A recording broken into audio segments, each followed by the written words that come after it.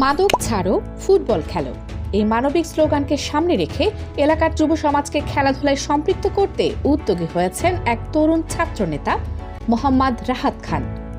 গত মঙ্গলবার বিকেলে বাউফল উপজেলার শৌলা গ্রামের স্থানীয় একটি মাঠে বিভিন্ন পাড়া মহল্লার কিশোর তরুণদের হাতে ফুটবল তুলে দেন তিনি। এতে মাঠ জুড়ে সৃষ্টি হয় উৎসবমুখর পরিবেশ। দেশ দর্পণ নিউজ, দেশের সাধারণ জনগণের সংবাদ মাধ্যম। আপনার সংবাদ এবং বিজ্ঞাপন প্রচারের জন্য যোগাযোগ করুন স্ক্রিনে দেখানো হোয়াটসঅ্যাপ নম্বরে।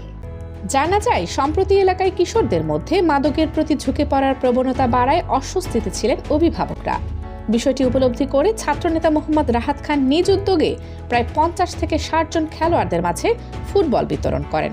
তার উদ্যোগকে স্বাগত জানিয়ে এলাকাবাসী জানান, এতে তরুণদের মধ্যে খেলাধুলার আগ্রহ বাড়বে, পাশাপাশি মাদক থেকে দূরে থাকার প্রেরণা পাবে তারা।